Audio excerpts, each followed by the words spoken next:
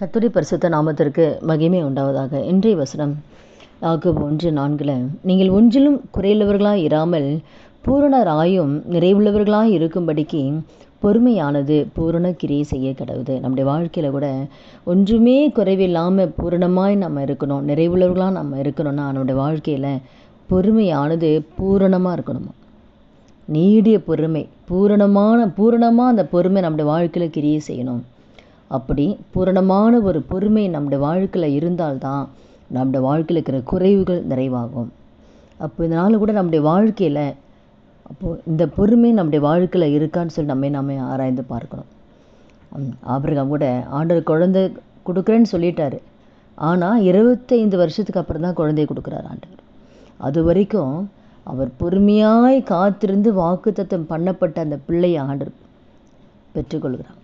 அப்போது அந்த ஆண்டவர் வாக்கு கொடுத்துட்றாரு. ஒருத்தருக்கு உடனே செய்வார், ஒருத்தருக்கு தாமதமாகும். அப்போ ஆண்டு நம்மளோட வாழ்க்கையில் கொடுக்குற வாக்குத்தத்தம் நிறைவேற நம்ம காத்திருந்து அந்த வாக்குத்தத்தை நம்ம பெற்றுக்கொள்ளணும். பொறுமையாய் காத்திருந்து நம்ம பெற்றுக்கொள்ளணும். அதனால் கூட நம்முடைய வாழ்க்கையில் அந்த பொறுமை இருக்கா நம்ம ஆராய்ந்து பார்க்கணும். மோசையோட வாழ்க்கையில் கூட யாத்திராம்பில் 2 அந்த 11, 12 அந்த பகுதியில் பார்க்கும்பொழுது கூட மோசே பெரியவனான காலத்தில் எபிரேயில் ஒருவனை எகிப்தினை அடிக்கும்போது மோசே என்ன பண்ணுறாருனா அந்த எகிப்தினை உடனே கொண்டு வரான். இப்போது மோசை குறித்து ஆண்டவர் மிகப்பெரிய தரிசன திட்டம் ஆண்டவர் வச்சுருக்காரு. ஆனால் உடனே இப்படி கொலை செய்கிற அந்த கோபம் அவருக்கு இருந்துச்சுன்னா அவர் குறித்து வைத்த தேவ தரிசனத்தை ஆண்டவர் நிறைவேற்ற முடியாது. அதனால தான் ஆண்டு என்ன பண்ணுறாருன்னா 40 வருஷம் வனாந்திர பாதை கொண்டு போகிறார். வனாந்திர பாதையில் உருவாக்கி ஆண்டவர் சாட்சி கொடுக்குற அளவுக்கு பூமியில் உள்ள எல்லாரையும் காட்டிலும் சாந்த குணம்னு சொல்லி ஆண்டவர் சாட்சி கொடுக்குற அளவுக்கு கர்த்தர் மோசே மாறின அப்புறம் தான் ஊழியத்தை கையில் கொடுக்குறாரு. அப்போ இந்த கோபம் வந்து உடனே சாகடிக்கிற அளவுக்கு போனால் எப்படி இஸ்ரவேல் ஜனங்களை கொண்டு வர முடியும்? லட்சக்கணக்கான ஜனங்களை கொண்டு வரணுமே, எப்படி முடியும்? அப்போ அந்த கோபம் இருந்தாலும் தேவன் நம்முடைய வாழ்க்கையில் தேவன் வைத்த தரிசனத்தை திட்டத்தை நிறைவேற்ற முடியாது. அப்போ அவர் நம்ம வைத்திருக்கிற தரிசனம் திட்டம் நிறைவேற ஆண்டு எதிர்பார்க்கிற அந்த பொறுமை நம்முடைய வாழ்க்கையில் வேணும். அதனால் கூட நம்முடைய வாழ்க்கையில் நம்மை குறித்த தேவ தரிசனம் வச்சுருக்கலாம், திட்டம் வச்சுருக்கலாம். அப்போ தேவன் எதிர்பார்க்கிற அந்த பொறுமை இருக்கா நம்ம ஆராய்ந்து பார்க்கணும். அதனால் கூட இந்த வார்த்தை கேட்குற ஒவ்வொருத்தர் வாழ்க்கையிலையும் எல்லா வகையிலுமே பொறுமை. குடும்பத்தோட ஏன் பிரச்சனை, சண்டை, கணவன் மனைவிக்குள்ளே ஏன் பிரச்சனை? அப்போ பொறுமை இல்லை.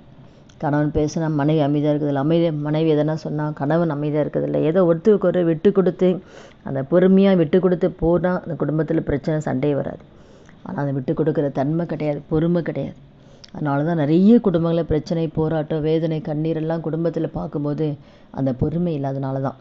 அதனால் கூட இந்த வார்த்தை கேட்குற ஒவ்வொருத்தர் வாழ்க்கையிலையும் தேவன் எதிர்பார்க்க அந்த பொறுமை நம்முடைய வாழ்க்கையில் இருக்கான்னு நம்ம ஆராய்ந்து பார்க்கும்போது நிச்சயமாக ஆண்டுட்டு அதுக்காக ஜெபிக்கும்போது கர்த்தர் அந்த கிருபை கர்த்தர் கொடுத்து கர்த்தர் நடத்துவார். ஜெபிக்கலாமா? துதிகள் மத்தியில் வாசம் செய்ய நல்ல தகப்பனே, இயேசுவின் நாமத்தில் சமூகத்தில் வருகிறோம். இந்த வார்த்தை கேட்குற ஒவ்வொருத்தர் வாழ்க்கையிலே ஆண்டவரே அப்பா, தேவன் எதிர்பார்க்க அந்த பொறுமை எங்கள் ஒவ்வொருத்தர் வாழ்க்கையில் காணப்பட கிருபை தாங்க ஆண்டவரே. அப்பா, நீடிய பொறுமை ஆண்டவரே எங்களோட வாழ்க்கையில் ஆண்டவரே ஆவியானவர் ஒவ்வொருவருக்கும் கர்த்தர் கொடுத்து நாங்கள் போகிற பாதையில் குடும்பத்தில் நாங்கள் போகிற ஒவ்வொரு பாதையிலும் எல்லாவற்றையும் சகிக்கக்கூடிய கிருபை கொடுத்து எங்களை நடத்தும்படி நம்முடைய கரத்தில் ஒப்பு கொடுக்குறோம். அப்படி நீங்கள் செய்ய போகிற தயவுக்காக நன்றி செலுத்துக்கிறோம். இயேசுவின் நாமத்தில் ஜெபிக்கிறோம் நல்ல பிதாவே, ஆமீன். கர்த்தர் நாமத்துக்கு மகிமை உண்டாகுது.